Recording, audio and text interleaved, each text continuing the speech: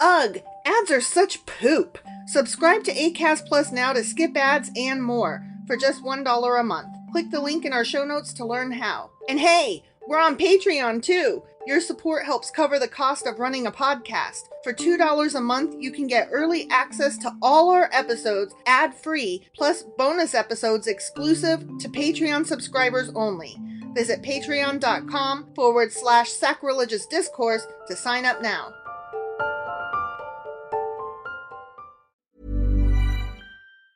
Today Tix is your one-stop shop for theater tickets with the best prices on tickets to Broadway and beyond. Today Tix has Broadway tickets up to 40% off, which makes it easier than ever to see that show you've always wanted to see, or discover something you'll love just as much. Book your tickets in advance or even day of if you're feeling spontaneous. Visit todaytix.com/comedytix or download the Today Tix app today and get $20 off your first purchase with code COMEDYTIX.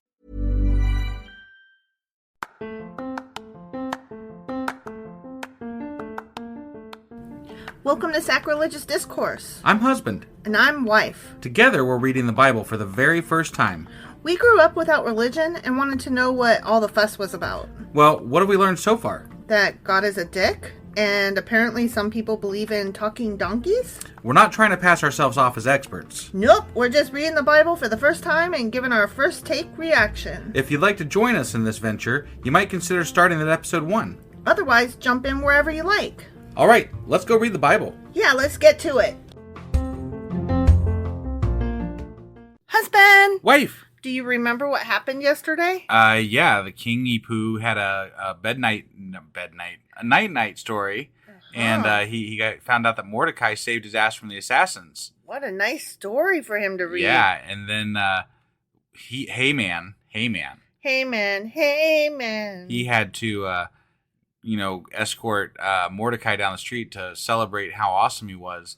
Mm-hmm. But really, Haman wanted to put him up on a pole and impale him. Yeah. And then that didn't happen because, Opposite. Yeah. So, but we're still left with genocide hanging in the balance. Right. Because we don't know the outcome of that, and there's a banquet yet to happen. I know. I was going to say he's still trying to figure out what's going to happen at Esther's part 8. Right? Yeah. So that's where we're at right now. Mm-hmm. And that was Esther chapter 6. Sure as fuck was. And today we're going to be reading Esther chapter 7. Let's go do this. Okie dokie.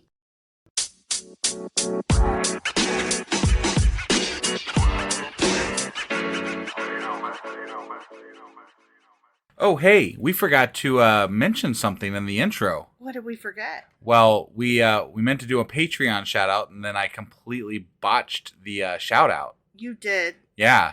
So we have a new patron supporting us. No way. Yeah. Who is it? Their name's Faye. Faye, thank you. Or they said we could call him I Heart Anakin.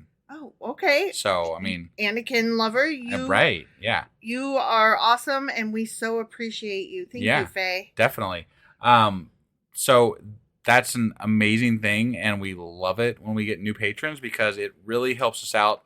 I mean, we have so many things going on right now in our life and in our podcast and just everywhere that all of it helps us tremendously. It really does. And the more people we have helping, the more it helps in general. So, it's true. And every little bit helps, honestly. Yes. So, thank you, Faye. Thank you so much. If anybody else would like to become a patron, you probably already know this by now, but you just hop over to patreon.com/sacrilegious discourse. We have levels starting as low as $2 a month, and any level that you sign up for at Patreon with us will get you ad-free content for our podcast that we release these days, and it will also get you early access and special episodes for any level. Yep, the special episodes are fun too. Get to know us a little bit better, and you also get less structured stuff that's just us riffing and commenting. Yeah.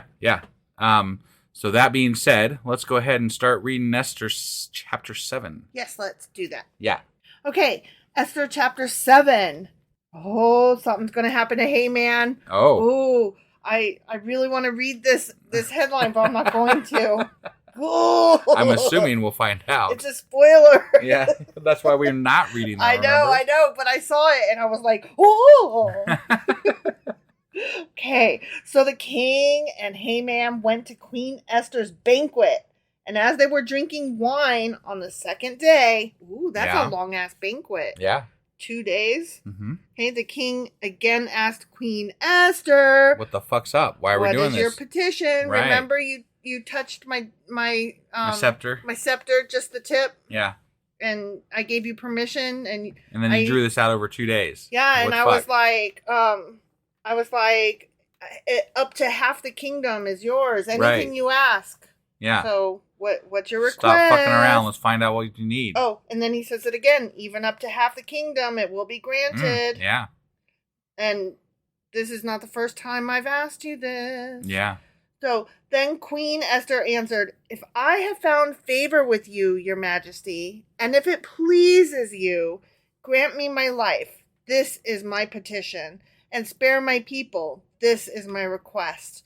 For I and my people have been sold to be destroyed, killed, and annihilated. If we had merely been sold as male and female slaves, I would have kept quiet, because no such distress would justify disturbing the king." Yeah, slavery. That's minor. It's fine to be the king. No big deal. Just slavery. Right? Yeah. King Xerxes asked Queen Esther, "Who is he? Where is he? The man who has dared to do such a thing?" Well, since you mentioned. Esther said, "An adversary and enemy, this vile Haman." Oh, damn. Yeah. Then Haman was terrified before the king and queen. Yeah, he was. The king got up in a rage. You're mad? You literally gave him permission. Yeah, you just said you were like cool with genocide yesterday. Yeah. And then all of a sudden now, because your queen's like calling you out. Right. You're like, How no. dare! I would never. Moreover, you didn't even know that your fucking wife was Jewish until now. Right. You know, you could be mad that your wife hasn't told you that she's Jewish until now. I'm just saying. Right. I'm not saying that it would be correct or right. But just putting it out there. Right. Yeah. Like, certainly, okay. I'm not trying to fight to like defend a genocidal maniac, right? No. But at the same time, the king was on board with this guy. Yeah. Like 2 or 3 days ago. Yeah. You know, he was like, yeah, and I don't even want your money. Just go kill him. Yeah, go ahead. Genocide's awesome. So, like, just because his wife fucking says, I'm Jewish and you're going to kill me. I mean, you were part of that fucking plan, you dumbass. You're the one that has your name on the goddamn paper. Yeah, I was actually really shocked. Well, first I was shocked when he said, yeah, go ahead, kill him, keep the money. Put the order out in my name. Okay, that was shocking. And now I was shocked that the queen called out Haman as the one instead of you, husband. Right. Like, oh shit. Okay, let's continue and see what happens. Sure. Oh, she's smart though. She's giving him an out. Yeah. You know, because the king is the final word. Yeah. So she can't, punish the king. Say, king, you suck. So even though the king signed the edict and everything, she has to blame it on somebody else. Right. That is pretty smart. The king got up in a rage, left his wine, and went out into the palace garden. But Haman, realizing that the king had already decided his fate, stayed behind to beg Queen Esther for his life. I mean, just because I was going to kill you and every single other Jew doesn't mean you have to kill me. Cool.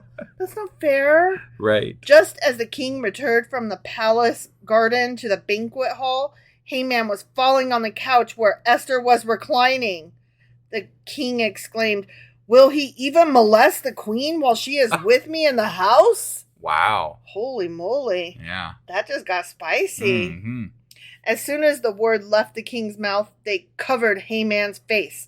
Oh. Then Harbona, one of the eunuchs attending the king, said, "A pole reaching to a height of 50 cubits stands by Haman's house. He had set it up for Mordecai, who spoke up to help the king." Wow, this guy is going down so hard. Oh, yeah. Everybody's this is not good, man. Throwing him under the bus hard. You are fucked. The king said, "Impale him on it," as you do. So, they impaled Haman on the pole and set it for Mordecai. There you go. Then the king's fury subsided. The end. Right.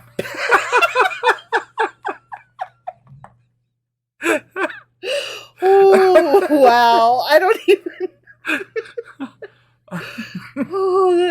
that went directions. The moral of the story, folks, is that murder solves all problems. It does. Apparently. Impalings, if you can. Yeah, impalings. They're 50-foot poles. Mm-hmm. Impalings on 50. Like, that's the logistics of that, though, right? How did you even get them up there? Maybe they had it, like, stationed. Maybe they, like, anchored it next to the, like, castle wall. Okay. And then, like, took it up on the and then, like, dropped him on top of it. They dropped him from above and were like, boom. Right. Oh, gross. It would really, it's 50 feet. What if they fucking missed, Drag him back up there. Right, one more time, guys. Let's try this again. Which one is heavier, a pound of bowling balls or a pound of feathers? A dead body is what? I mean, we shouldn't be laughing at murder, but Jesus. Yeah, my how things have turned. Like, I was thinking the other day about how when a lot of the molestation and just the grotesque murdery junk, like when we first got into the Bible, it was so shocking to us, and we were like, oh my God, I can't with this, and now we just laugh it off. Well, but there's been less rape.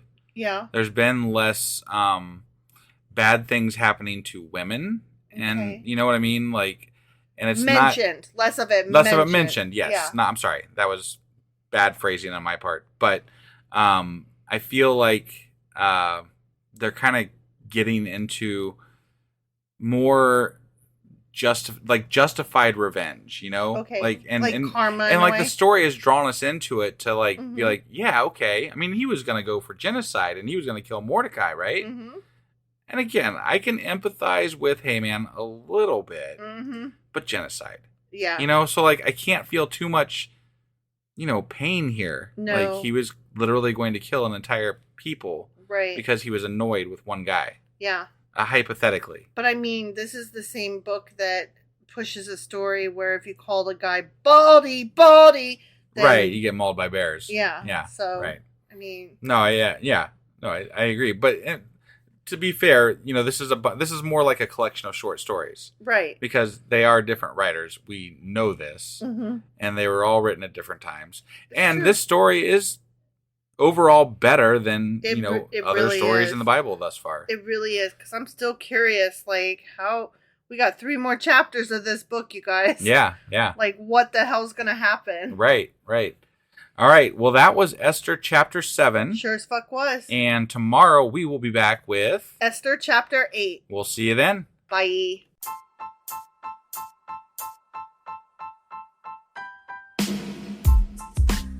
Hey, wife. I guess that's the end? But husband, that's just sad. It doesn't have to be. We are on lots of social media platforms like Twitter. Our handle there is sacrilegious_D. For D's nuts. Oh my God.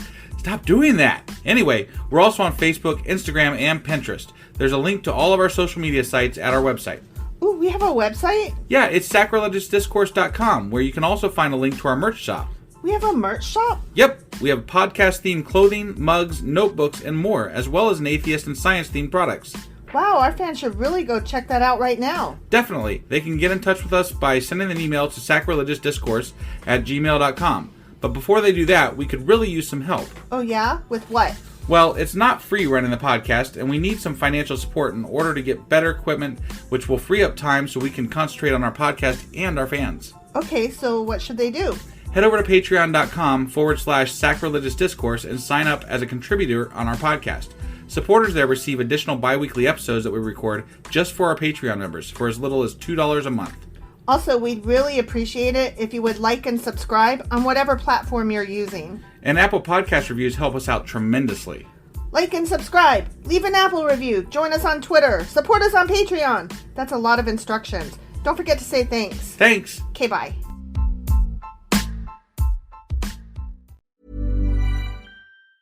Today Tix is your one-stop shop for theater tickets with the best prices on tickets to Broadway and beyond. Today Tix has Broadway tickets up to 40% off, which makes it easier than ever to see that show you've always wanted to see. Or discover something you'll love just as much. Book your tickets in advance or even day of if you're feeling spontaneous. Visit todaytix.com/comedytix or download the Today Tix app today and get $20 off your first purchase with code COMEDYTIX.